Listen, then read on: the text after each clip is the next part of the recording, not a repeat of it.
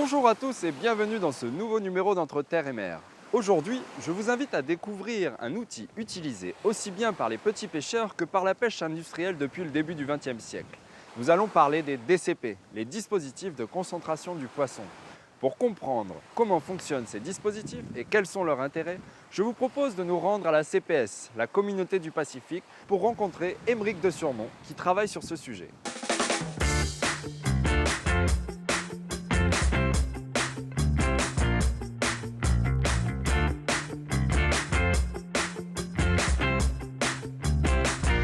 Bonjour Aymeric de Surmont, vous êtes chargé de l'information halieutique, c'est bien ça? C'est ça, je suis chargé de l'information halieutique à la Communauté du Pacifique, qu'on appelle la CPS. Halieutique, ça veut dire tout ce qui concerne la pêche. Donc mon travail, c'est de collecter, mettre en forme et redistribuer de l'information relative à la pêche. Alors nous sommes venus ici aujourd'hui pour parler des fameux DCP, des fameux dispositifs de concentration du poisson. Et on aimerait pour commencer savoir ce que c'est finalement et à quoi ça sert. Alors un DCP, un dispositif de concentration du poisson, c'est un objet flottant, naturel ou fabriqué par l'homme, autour duquel se concentrent les poissons. C'est une tendance naturelle des poissons à se regrouper autour d'objets flottants. Et alors depuis quand est-ce que ça existe? Alors on a longtemps cru que ça avait été inventé du côté des Philippines, mais en fait on a retrouvé des poteries de l'Antiquité sur lesquelles il y avait des illustrations qui montraient que déjà à cette époque-là, en Méditerranée, ils utilisaient des DCP. Et dans le Pacifique, c'est les fameux, vous parliez des Philippines, c'est Voilà, bien. dans le Pacifique, c'est je crois au début du XXe siècle qu'on a commencé à découvrir que les Philippins utilisaient ce qu'ils appellent des payao, qui sont des DCP faits à partir de bambou pour la partie flottante et de lignes en fibre naturelle, mouillées avec des cailloux dans quelquefois 100 mètres, 200 mètres d'eau pour agréger les poissons. Ça a été créé depuis l'Antiquité, mais on retrouve ça dans tous les océans, dans toutes les mers du monde. Oui, essentiellement dans les mers tropicales. C'est surtout utilisé dans les mers tropicales où il y a les thons. En tous les cas, les thons qu'on pêche nous dans la région. Est-ce qu'il y a plusieurs méthodes de fabrication?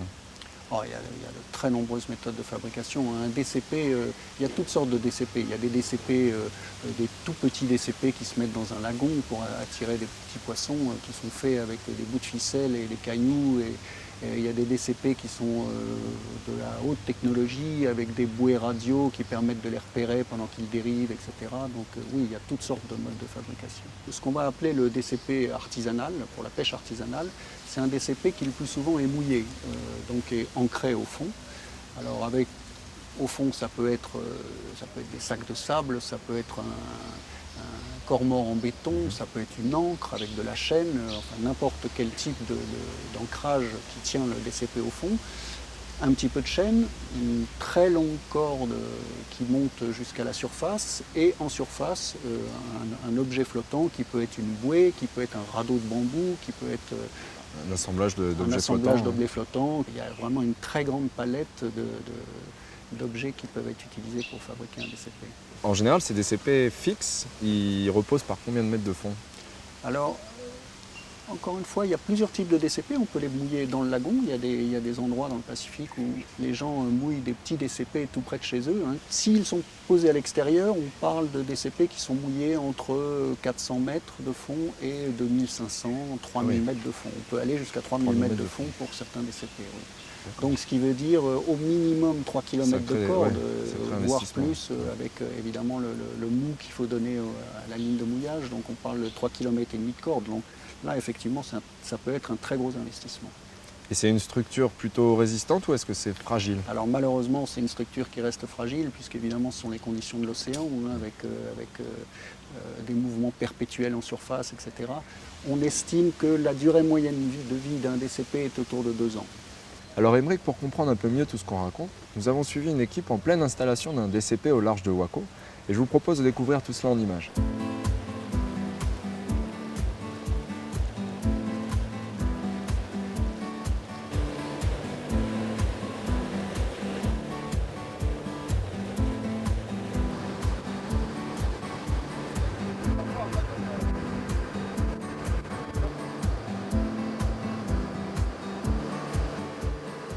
On est parti de la baie de Gatop à Vaud pour aller passer par la coupée de l'Alliance en face de Wapo. Et on s'éloigne sur à peu près 4000 au large pour trouver 3000 mètres de profondeur pour pouvoir larguer le bloc de béton DCP.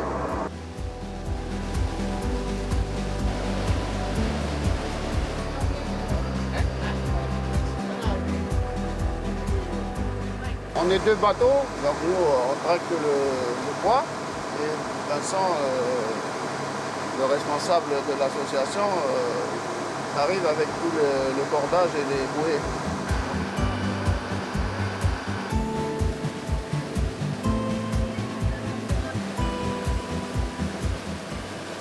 Oui, Vincent, c'est pour savoir s'il y aura assez un mec à bord pour lâcher la ligne de bouée, enfin la ligne de bois.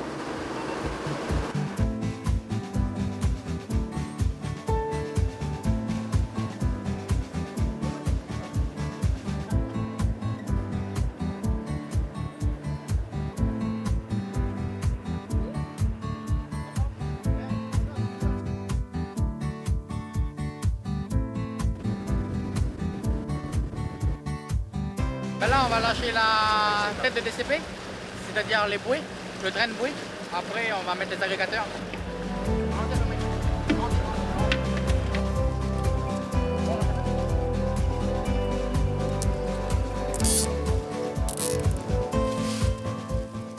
On est en train d'acheter des agrégateurs sur la ligne du DCP. C'est ce qui va faire vivre toute la petite faune, la petite flore qui va attirer les gros poissons en fait.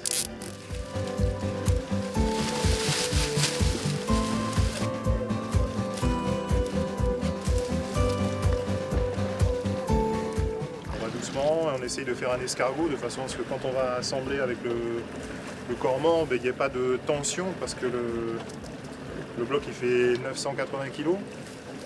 C'est vrai quand on va le larguer, ben, il va prendre de la vitesse en descendant. Et comme le train de bouée il est assez résistant dans l'eau, on essaie qu'il y ait le moins de force sur l'ensemble du dispositif.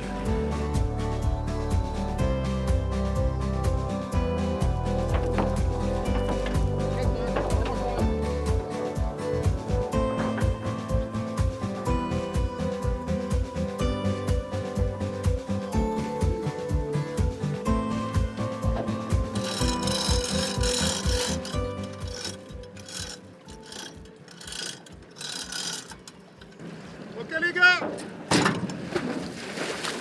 Le bloc là il va mettre à peu près 20 minutes à descendre jusqu'à 3000 mètres.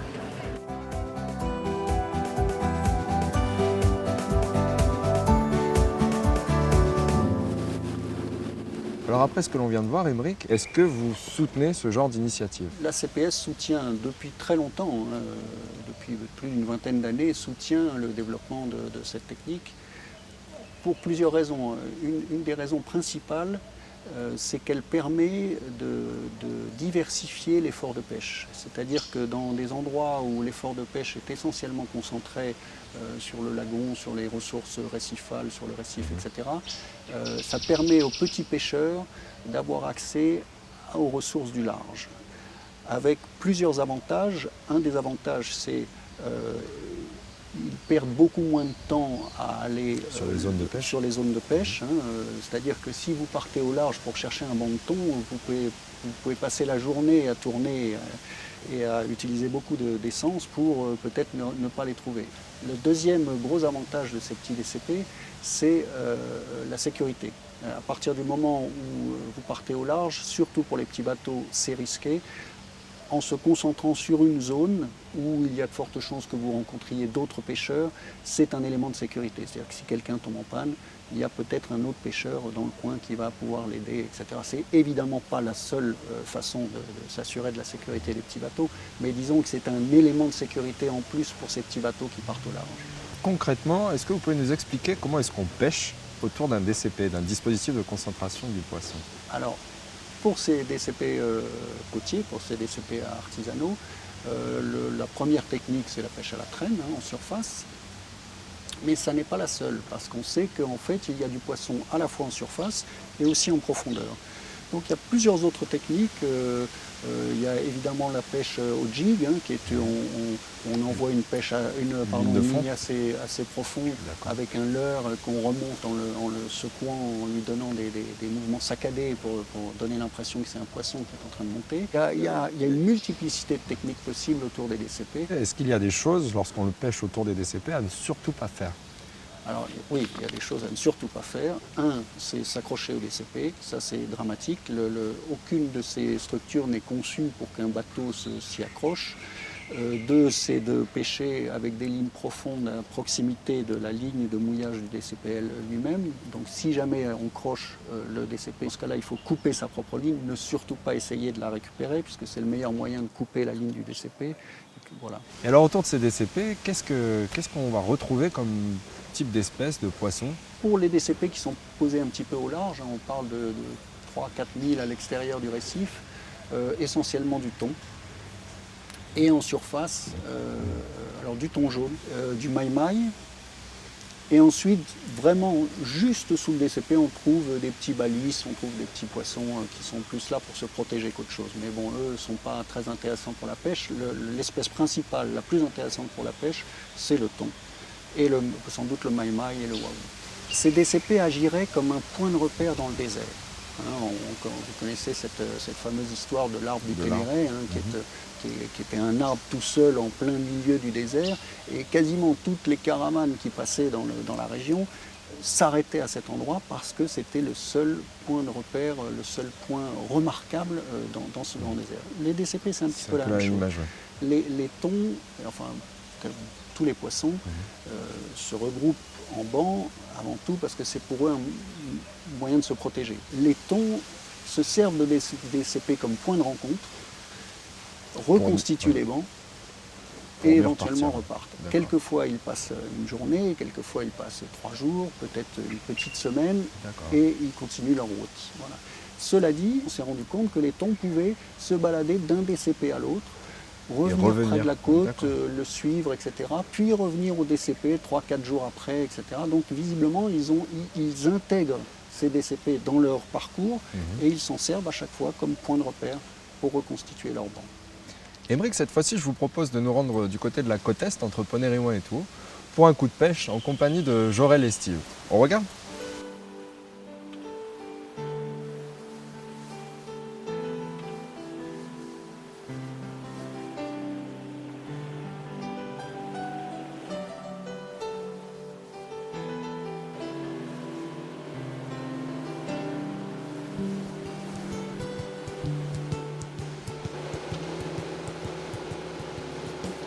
Ben, là, on sort de la baie de Touault. On a lâché le bateau à la darse de Touault et on se dirige vers le DCP de Touault qui est à la sortie qui est entre Touault et Yingen, qui est en face de la passe, la grande passe. Et on a la chance, le temps il fait beau aujourd'hui.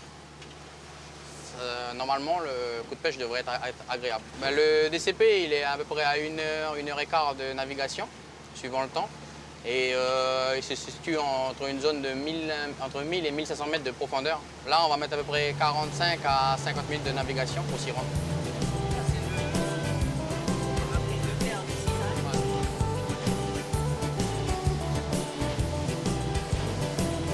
Le sud, après, il claque là-bas, parce que il y a bien longtemps.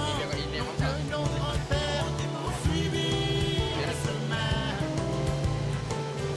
ici, il y a de l'eau.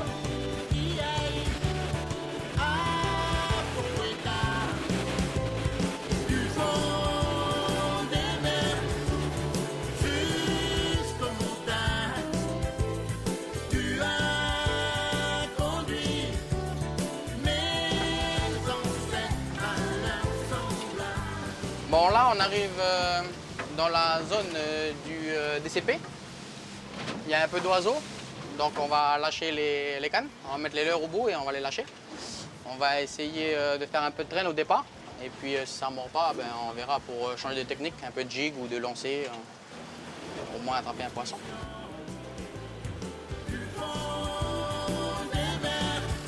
Donc on va mettre des leurres, on va mettre un leurre à marlin quand même, au cas où il y a un marlin dans les parages. Et puis on va mettre des leurres à maïmaï, à thon, ou même les marlins peuvent monter dessus. Voilà.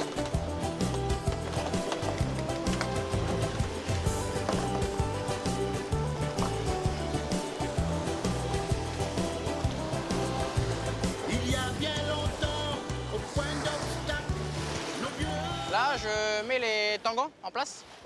C'est pour écarter mes cannes de devant, pour que les leurres nagent mieux et surtout pas que ça s'en mêle. Ça nous facilite la pêche. Les leurres simulent un banc de poisson. Donc, pour écarter le banc de poisson, pour avoir plus de chance, on écarte les lignes pour ratisser plus de surface dans l'océan.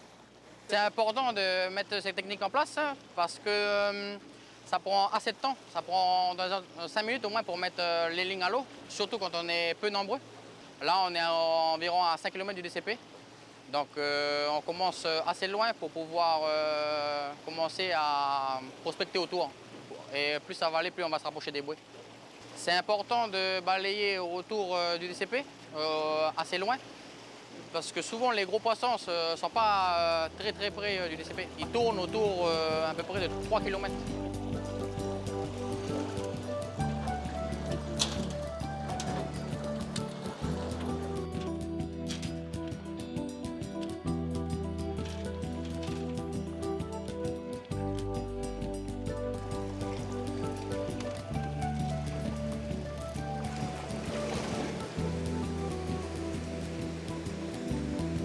Aïe!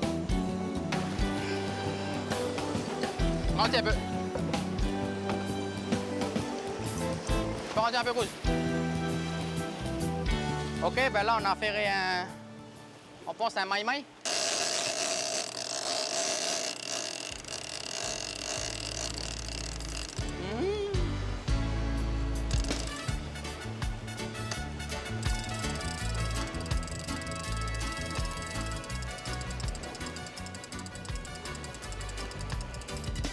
On prend la petite, la petite.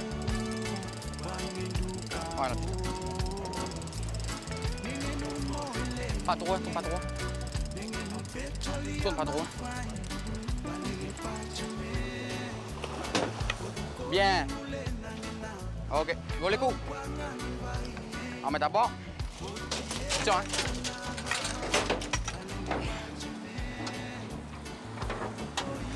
Ouvre un bout là.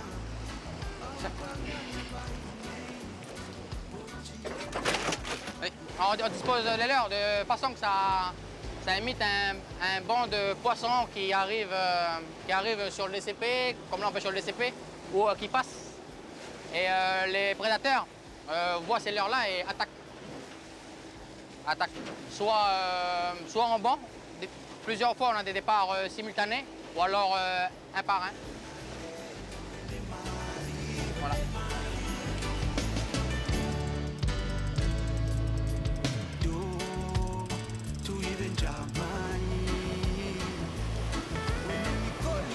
Barre un peu sur la gauche, voilà en bas. C'est le DCP, c'est en bas, là, sur la gauche. Descends un peu. Tu peux aller droit comme ça là? Comme ça? Ouais, droit comme ça.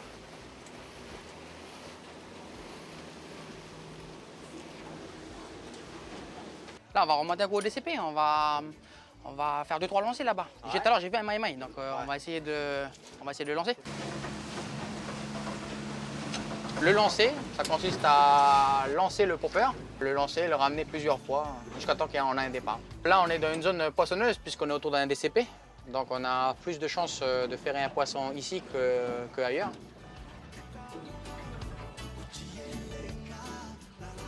Tiens.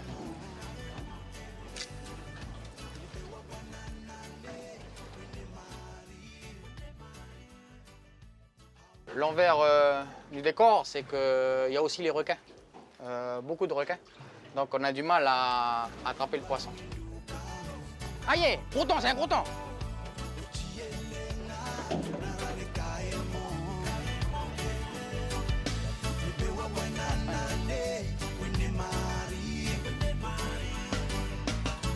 On n'a pas de ligne. C'est vrai? On n'a pas au poids. Voilà, c'est dans le... On met doucement, hein.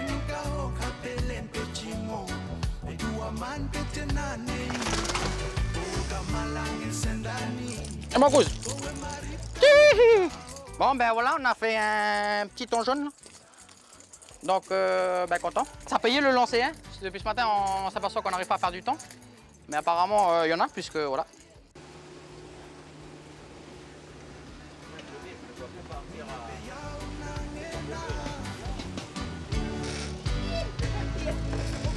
Ouais.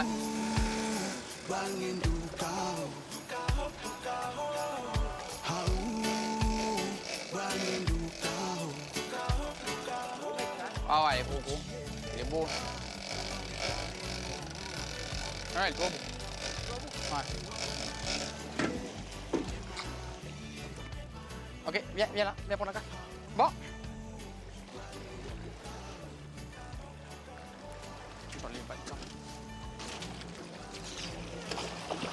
Tiens, hein, je vais décrocher tout de suite, hein. Ok. Petite femelle pour... ah non, un petit mâle pour rentrer. Donc on a fini la pêche et puis en rentrant, ben, on a aussi affairé un poisson juste en rentrant.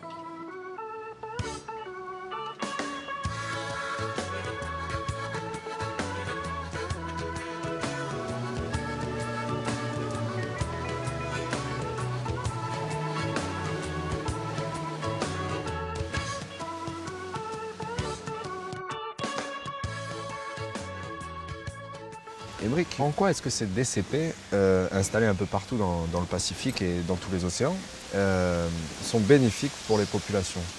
On parle ici des DCP artisanaux, hein, Fixes. des petits DCP fixes qui sont mouillés à proximité des villages, de la côte. Hein. Ça permet une diversification de la pêche.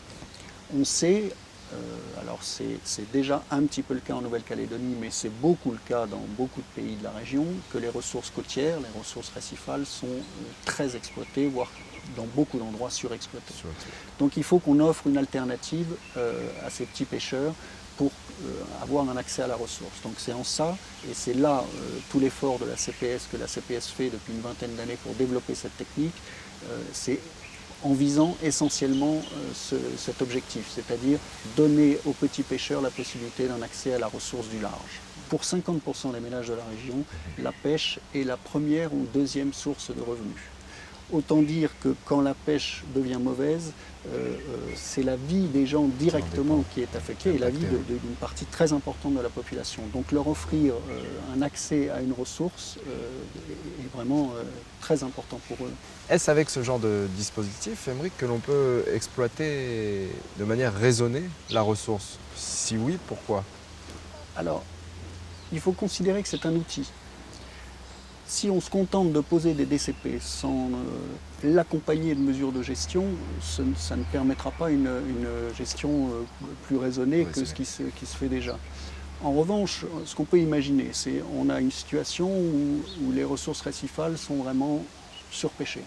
Donc on décide de faire une aire marine protégée, c'est-à-dire de délimiter une zone dans laquelle on n'aura plus le droit de pêcher. Le problème, c'est ces pauvres gens qui vivaient, on l'a dit tout à l'heure, une bonne partie de la population n'a pas d'autres possibilités de revenus. Donc quand on leur ferme la zone dans laquelle ils pêchent, il faut bien leur offrir des alternatives.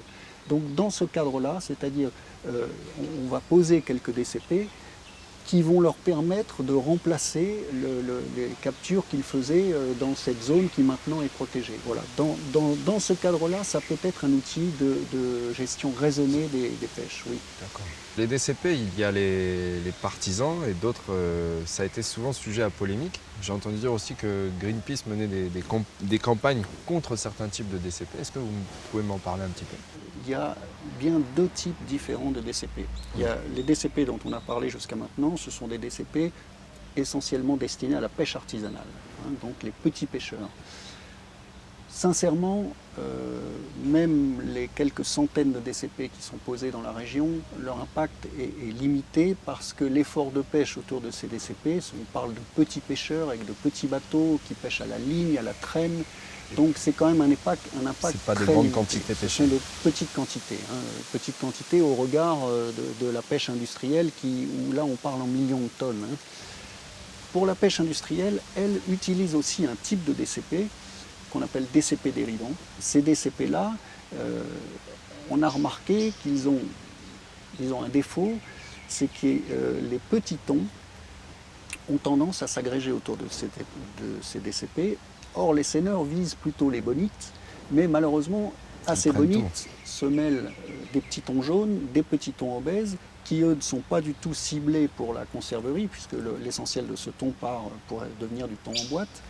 Donc c'est des thons qui auraient beaucoup plus de valeur si on les laissait grandir pour la pêche palangrière par exemple. Le deuxième impact, c'est ce qu'on appelle les espèces associées, Voilà. qui ne sont pas ciblées, qui peuvent être des tortues, des requins. requins, d'autres espèces de poissons qui ne sont pas ciblées, qui ne serviront pas et qui seront rejetés à la mer.